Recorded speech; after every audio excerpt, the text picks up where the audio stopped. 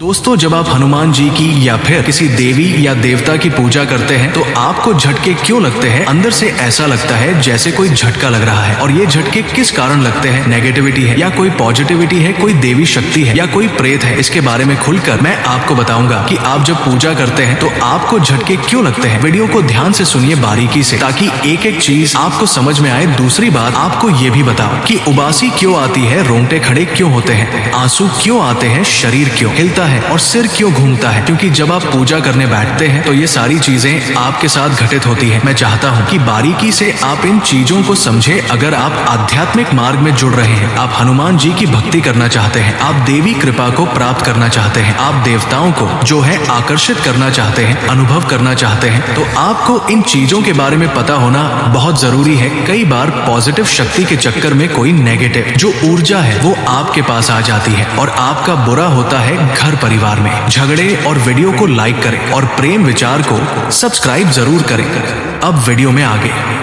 लड़ाई बढ़ जाते हैं, दिक्कत बढ़ जाती है, ठीक है, तो आपको ये पता होना चाहिए कि आपके पास जो शक्ति आई है वो कोई नेगेटिव शक्ति तो नहीं है या कोई ऐसी शक्ति तो नहीं है वह किसी प्रकार से आपको नुकसान पहुंचाने की कोशिश कर रही है। तो वीडियो को ध्यान से सुनिए। तो दोस्तों, अगर आप भी चाहते हैं कि हनुमान जी की कृपा आप और आपके परिवार पर बानी रहे तो कमेंट बॉक्स में जय सियाराम लिख दें। दोस्तों, आप एक काम करना बिल्कुल जरूर से शुरू कीजिए। रोजाना छत के पर एक जो मिट्टी का बर्तन होता है उसमें पानी रखना शुरू कीजिए पशुओं के, ये पक्षियों के, ये ताकि वो लोग पानी पी सके पक्षियों के लिए। क्योंकि ये जिम्मेदारी हमारी है। छू का डालना शुरू कीजिए ताकि पक्षी जो है वो तृप्त हो सके, पेट भर सके। क्योंकि इससे देव शक्तियां आपसे प्रसन्न होती है, पितर आपके प्रसन्न होते हैं और आपके कुलदेवी और कुल देवता का आशीर्वाद सदा आपके ऊपर बना रहता है। और आपको ये जो कुल देवी और कुल देवता है वो फर्श से अर्श तक पहुंचा देते हैं। देखिए, जब आप शुरुआत में पूजा करते हैं तो धीरे धीरे आपके पूजा का जो स्थान है वो इतना मजबूत नहीं होता है और धीरे धीरे जब आप पूजा करते हैं तो ऊर्जा बननी शुरू होती है, ऊर्जा आनी शुरू होती है, आपके इष्ट की ऊर्जा आती है। जिस तरीके से बारिश जब होती है तो बारिश की बूंदें आपके ऊपर गिरती है और धीरे धीरे 1-2 बूंद, 4 बूंद, 5 बूंद गिरते गिरते आपको वो बूंदें पूरी तरीके से भिगो देती है। उसी तरीके से जब आप पूजा शुरू करते हैं तो जिस इष्ट की सेवा करते हैं, जिस इष्ट की पूजा करते हैं, उनकी ऊर्जा की बारिश होनी शुरू हो जाती है।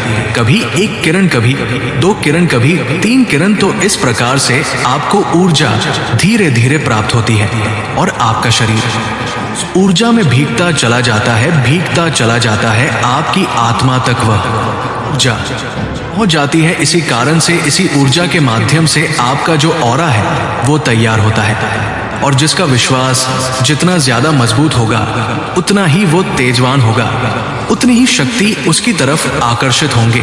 कोई नेगेटिविटी उसके शरीर में फिर प्रवेश नहीं कर सकती है। तो जब पूजा करते हैं तो धीरे धीरे उस ऊर्जा की बारिश होती है आपके ऊपर। तो एक ऐसा समय आता है जब वो ऊर्जा धीरे धीरे बढ़ जाती है। काफी बढ़ जाने के बाद क्या होता है, सबसे पहला कारण होता है जो आपको उबासी आती है। उबासी आनी शुरू हो जाती है, बड़ी बड़ी उबासी आती है। आप मंत्र जप करते हो, मंत्र के बीच बीच में उबास आती, पहले छोटी उबास फिर बहुत बड़ी बड़ी उबासी आनी शुरू हो जाती है। 5 सेकंड 10 सेकंड उबासी तक आपको आनी शुरू हो जाती है। वो ऊर्जा के कारण होता है, क्योंकि वह जो ऊर्जा है आपके शरीर में जाती है, अवशोषित होती है। वो ऊर्जा आपके शरीर को शुद्ध करने का काम करती है।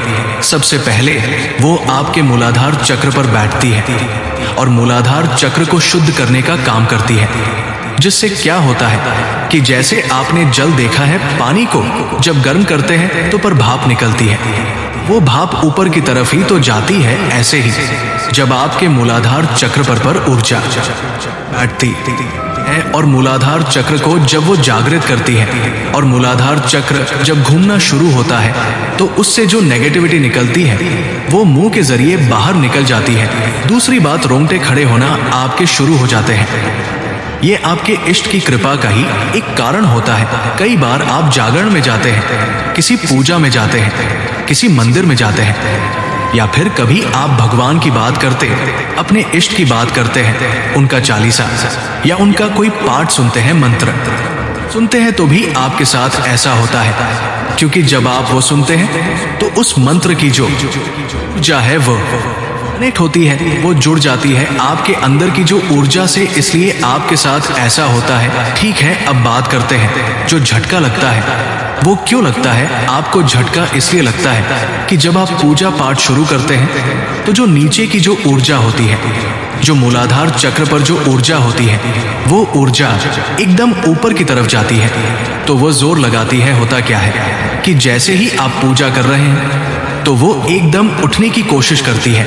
जैसे आप देखेंगे, एक बोतल है, एक बोतल को, खाली बोतल को पानी में डुबाने की कोशिश करो, खाली बोतल को, तो एकदम वो झटके ऊपर आएगी। तो इसी तरीके से झटके से ऊपर आती है वो ऊर्जा, एकदम झटके से ऊपर आती है। ठीक है, तो इसी कारण आपको झटके लगते हैं। मंत्र जप करते हैं तो आपको अजीब सा झटके महसूस होते हैं, इसी कारण होते हैं। साथ ही आपके ऊपर जब आपके इष्ट की कृपा होती है तो आंसू आते हैं, आपके बहुत ज्यादा आंसू आते हैं, देखकर रोना आता है आपको। ठीक है, भाव इतना जग जाता है कि आप अपने आप को खो बैठते हैं, आप सिर्फ मंत्र मुग्ध हो जाते हैं। आप अपने इष्ट को ही देखना पसंद करते हैं और उन्हीं को देखते रहते हैं। तो ये सब पॉजिटिव साइन है, सकारात्मक साइन है ये पूरा।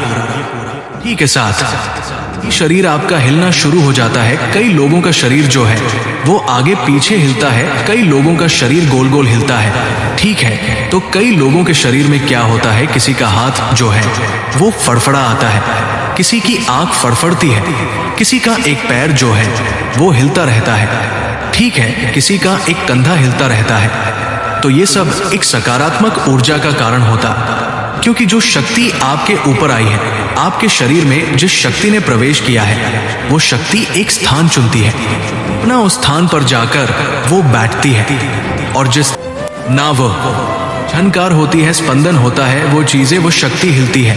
या कई लोगों का आपने देखा होगा, जब उनके ऊपर सवारी आती है तो उनका कोई एक हाथ हिलता है, कोई एक पैर हिलता है, कई बार सिर्फ गर्दन घूमती रहती है, कई लोगों का कंधा हिलता है। तो इसके ऊपर जो मैं आपको गुण बता रहा हूं वो उसका कारण होता है कि जो शक्ति आपके शरीर में आ रही थी, जो प्रवेश कर रही है, वो अपने एक स्थान चुनती है और उस स्थान पर जाकर बैठ जाती है। तो जब इसी कारण ऐसा होता है, ठीक है, और अगर सिर घूमेगा, सिर पर वो बैठेगी तो वो आज्ञा चक्र पर जाकर बैठती है। आज्ञा चक्र पर क्या होता है, आज्ञा चक्र के बीच में जब बैठती है तो का सिर जो है वो बहुत तेजी से रोटेट होता है, गोल गोल घूमता है। तो ये सब कारण है, और ये सब सकारात्मक कारण है, कोई नकारात्मक कारण नहीं है, ये नेगेटिव कारण है, ऐसा कुछ भी नहीं है। बस इन चीजों का आपको ध्यान रखना चाहिए। और दूसरी बात, अपने इष्ट पर भरोसा करना चाहिए। आपकी पूजा 100% स्वीकार हो रही है। आप अपने हृदय में ये वास करके, ये भावना करके पूजा करो कि मेरी पूजा स्वीकार हो रही है, और मेरे इष्ट जो है, जिनकी मैं पूजा सेवा करता हूँ, वह मेरे सामने बैठे हुए हैं। कभी अपने मंदिर को ऐसा समझो कि तस्वीर रखी है, वहां पर मूर्ति रखी है, सदैव ये समझो कि वहां पर जो रखी हुई है वो मेरे इष्ट देव की, जो मेरे इष्ट देव है वो वहां पर विराजमान है, साक्षात बैठे हुए हैं। जब भी मंदिर से गुजरो तो प्रणाम करो, जैसे कोई आपको देखता है। बड़े बुजुर्ग, बड़े बूढ़े, आप जब भी आपको देखते हो तो राम राम करते हो, इसी तरीके से, क्योंकि जब तक भाव नहीं होगा आपका कि वो बैठे हुए हैं, आपके भाव के कारण ही शक्तियां जागृत होती है, तब तक शक्तियां जागृत नहीं होंगी, ना आपको कुछ प्राप्त होगा। दोस्तों, मुझे आशा है ये जानकारी आपको पसंद आई होगी। पहली बार चैनल पर आए हैं तो वीडियो को लाइक कीजिए, शेयर कीजिए, और प्रेम विचार चैनल को सब्सक्राइब कीजिए, और कमेंट बॉक्स में जय श्री राम, जय हनुमान जी जरूर लिखें। हनुमान जी सब पर कृपा करें, घर परिवार में सुख समृद्धि रखें। और हम मिलते हैं एक नई जानकारी के साथ, तब तक के लिए